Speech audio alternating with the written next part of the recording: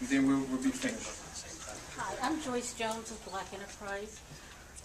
John Lewis put his life at considerable risk and danger so that you could stand here and talk about freedoms. And I want to know why it is so impossible for you to think that he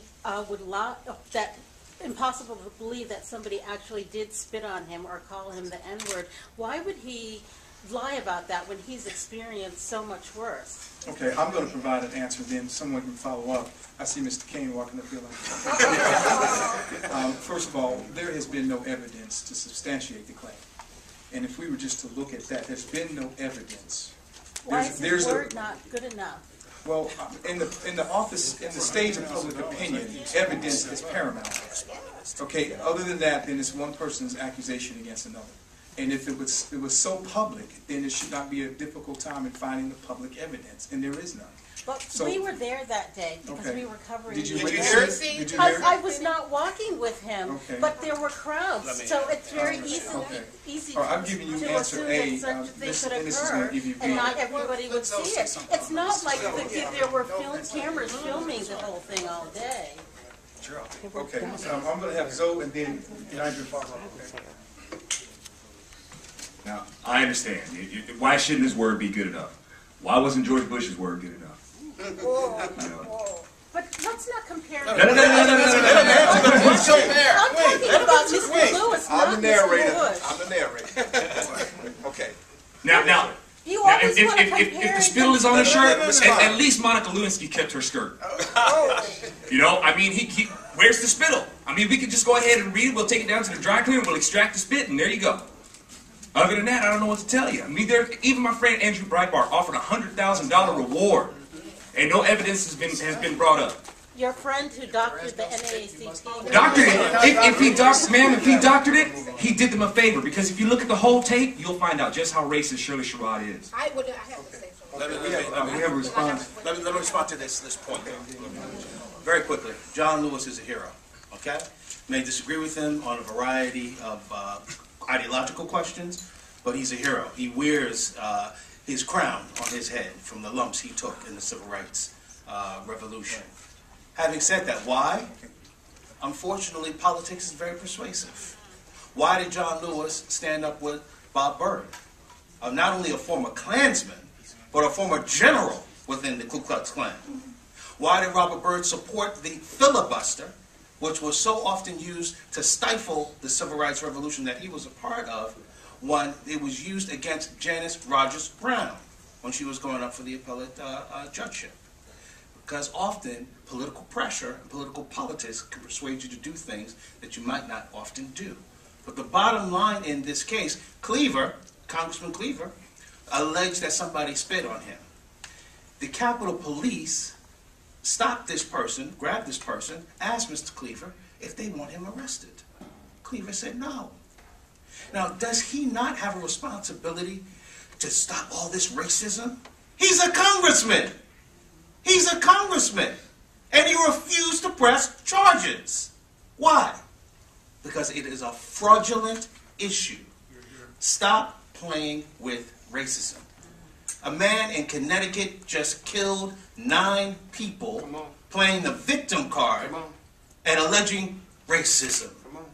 It's a powder keg, folks. And you should not play games with it in our country. We've come a long way, and we don't want to look back.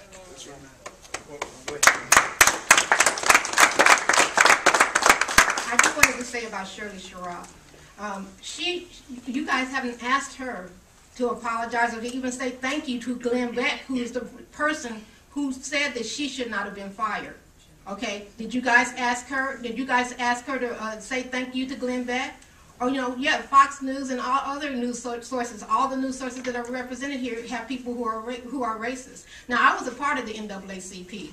My husband and I were a part of the Beverly Hills Hollywood NAACP, and they did not want my husband and I to be on it because we're an interracial couple and because they took our names off the ballot. And I told them if our names did not mysteriously reappear the same way it mysteriously disappeared, there would be hell to pay for it. So if you guys want to talk to somebody, go talk to them and ask them how come they're racist. Thank you. We We had one more question. Real quick comment, in the words of Johnny Cochran, if there is no spit, you must acquit. And I also might add as a congressman to attack the people and to point his finger and to seek provocation was less than what we would expect from a congressman. Ma'am, you had a question. Yes, sir. I'm Lauren Burke from the Hill newspaper. I'm wondering, you guys are talking a lot about the NAACP, and that's fine. I'm wondering if you have any specific policy endorsements, any specific policy written down. Is anyone up there running for office on any level? Or is this just... obviously, okay. We do have a person running for office, but let me just say, as I'm wondering about the substance of policy with regard to your groups, everyone. okay, well, let me just say that the purpose for this gathering is to express that there are no racial motivations or content in the Tea Party movement. That's the purpose for this gathering. Now, as it pertains to your questions, I'm sure there are a lot of people here who are politically involved. But this was not a gathering to endorse a politician or to get into that arena of it. This is just to emphatically state that the Tea Party movement does not endorse racism. It has not and will not. Okay. And something else too, the purpose of this press conference is to introduce America to all of these conservatives. Like every time I talk to the media, they're always saying, where are the blacks? Where are the blacks? Well, here's the blacks. Here we are. Can you hear us now? Can you see us now? And as far as policy, it's very simple for me, and the reason I think the Tea Party supports this lock, stock, and barrel, it's about the Constitution.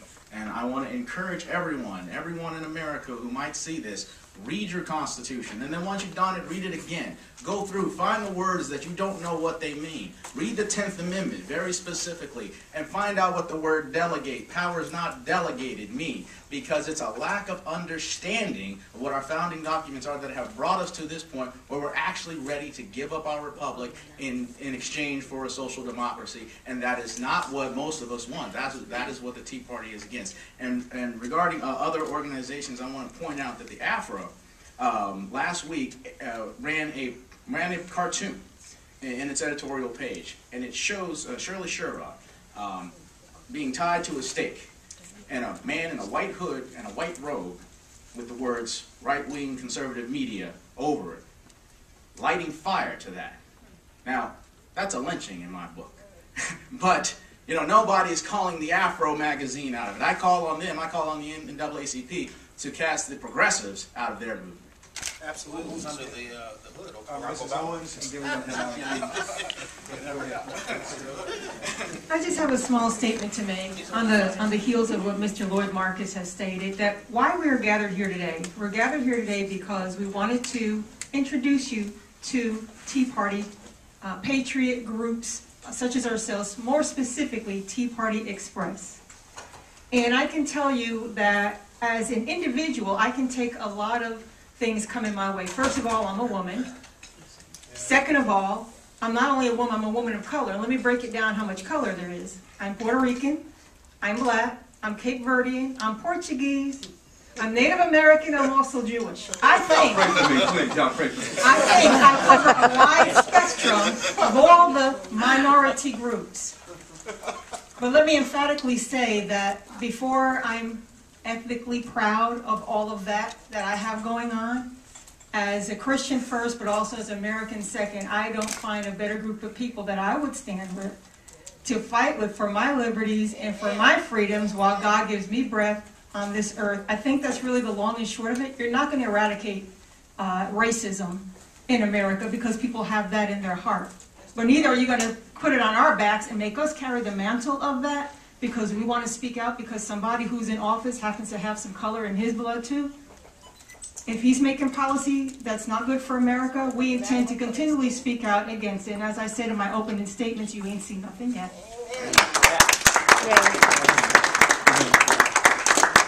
Something very, very quick. I just want to, something I like to say when I go to Tea Party rallies and things. I would like for everybody here who considers themselves a minority to please raise their hand.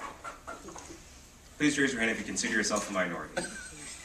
Okay. Okay, so these two ladies have decided not to raise their hand. Okay, that's fine, that's fine. I don't feel like playing your game. Okay, I understand, that's fine. Now, let me take an issue with you. Women, minority, quote-unquote minorities, their fight is for equal pay for equal work, correct? Equal pay for equal work.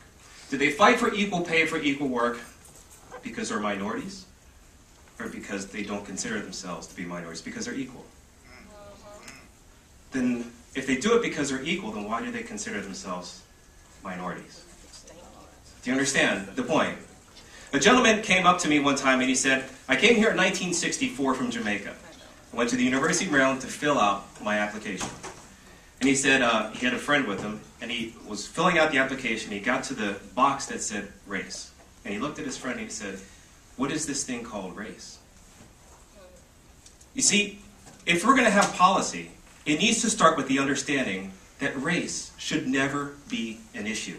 And when we start from that point, then the United States of America will start to become a different country and reach its full potential.